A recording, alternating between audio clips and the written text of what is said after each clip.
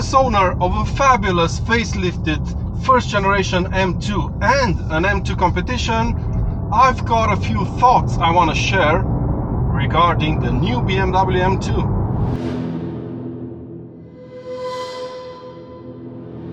Can we first get something that everyone talks about out of the way first, which is the design of this car?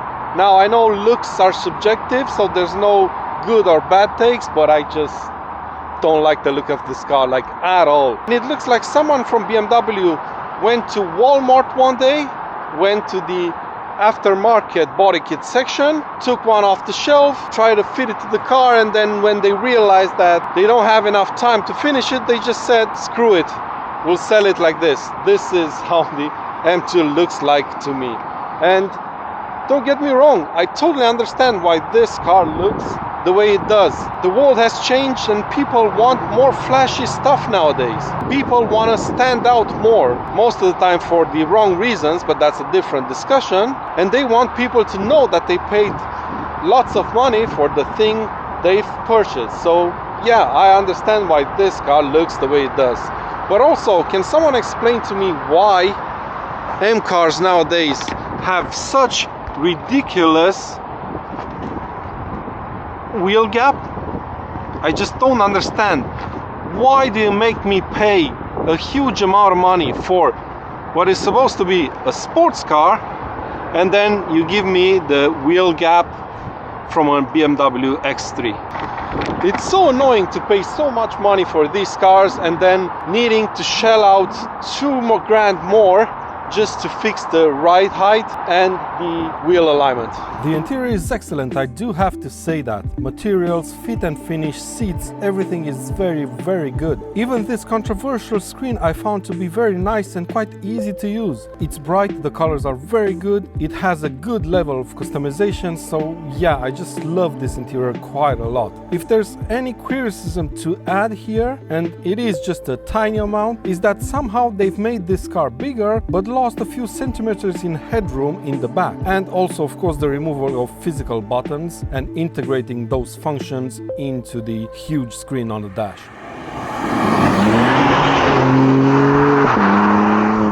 Anyway, this is the G87 BMW M2. It's basically a short wheelbase M4.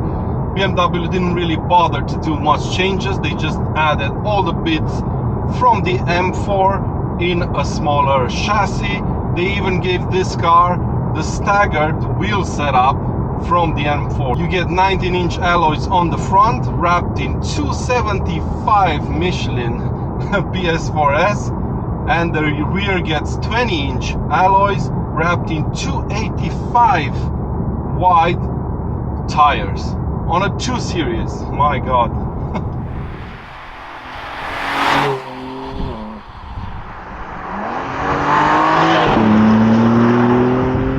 The weight has gone up, of course, as is with all new cars nowadays, around 150 kilograms more than the original M2. Now, obviously, there's going to be a lot of people that are going to point out correctly that this car has much more power compared to its predecessors. This wonderful S58 engine up front, an inline 6-cylinder, of course, can produce 460 horsepower and 550 newton meters of torque. Now, to put that into context, this produces 90 more horsepower than the first M2 and 50 more than the previous M2 competition. However, again, going back to the weight, this car is only 0.1 seconds faster to 100 kilometers per hour compared to the old car. Now, I've heard a lot of people say that you can't really feel the weight of this car because of the added power and because of the way this car handles, but after 2 days driving this car, I'm not so sure about that one. I mean, don't get me wrong, this car is absolutely brutal once it's on boost, but the initial part of the acceleration is where you feel this car's weight, because once it gets going, of course, it's really fast. And I recognize that because my M240i does the exact same thing. Once it gets going, it's really fast, it's really agile, but to get to that point, you can definitely feel the weight of this car. You can also feel the weight of this car when you're throwing it around a bend or two. It doesn't really need to be fast, but the tires kind of squeal under the weight of this car. Exactly the same feeling that I get in my M240i. I'm pretty sure you can fix that with some stickier rubber and a different suspension setup, but as stock, yeah, I get that feeling a lot.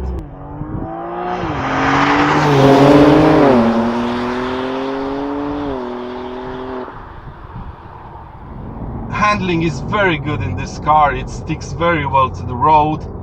It's very pointy in Sport Plus mode, and if I were you, I would leave the suspension in comfort no matter what kind of driving you're doing, because in Sport and Sport Plus it's absolutely unbearable. It's so harsh.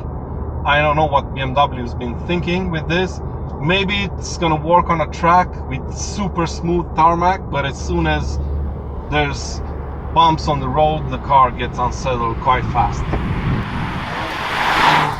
Steering, unfortunately, is pretty numb. It's really a guessing game as to what the front tires are doing at any point.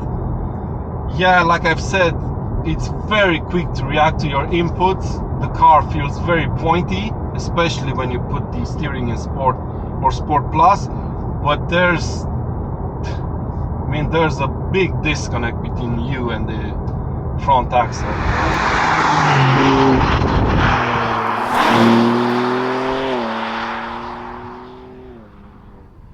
No, the M2 hasn't changed colors. This is my M240i and I'm filming this segment after I've returned the M2 to the dealership.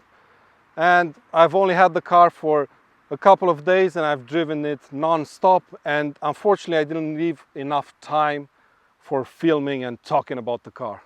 I'm sure you can understand why. Now, like I've said, objectively it's hard to fault the M2.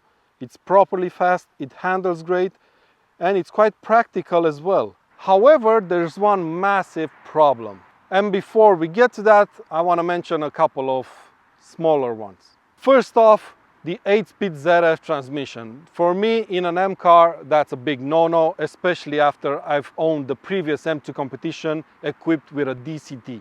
Put simply, the 8-speed ZF automatic cannot match what the DCT can do. So it is what it is. The downshifts are not quick enough and the upshifts are engineered to make the car feel more aggressive, meaning that when you're on it and you floor the throttle and you upshift, power is interrupted for a brief millisecond or so, and then you get a kick on the back of your head to enhance the sporty feel of the car. And it's hard to put into words, but if you drive one of these cars, you'll definitely feel and know what I'm talking about here. And instead of fitting a DCT, they fitted an automatic and try to make it feel like a DCT. The second small issue, you might think of it as a big issue, but the pricing is completely insane, especially in Sweden. I don't know how it is in other countries, but in Sweden, the car I was driving the other day costs around 77 to 78,000 euros. I don't know about you, but that's a lot of money for an M2.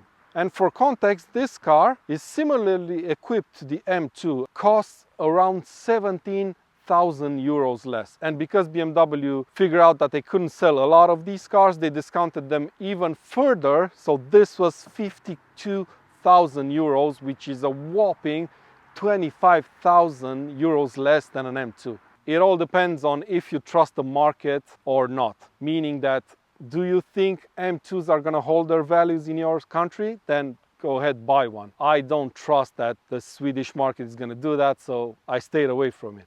Now, let me tell you about the M2's biggest problem. And I'll start off to explain this by showing some numbers on the screen right now.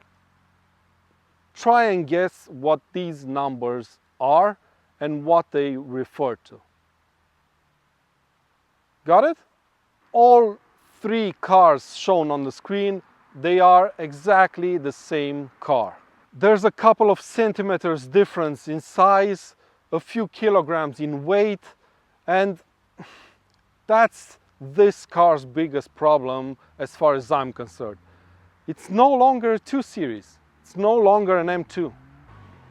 And that's the thing I missed most about this new generation of M2, is the fact that it's no longer the underdog, it's no longer the smaller, more nimble M4. It's just a different looking one. So I don't know how to sum up this car, to be honest with you guys. Objectively, it's better in every single department compared to the old OG M2 and the M2 competition. Performance-wise, comfort-wise, whatever you want compared to those cars. But I think because it's so good and so competent and it's got every area covered, that's where it's lost a bit of magic for me. But that's been it for today's video, my friends. Let me know what you think about the new M2 in the comments down below.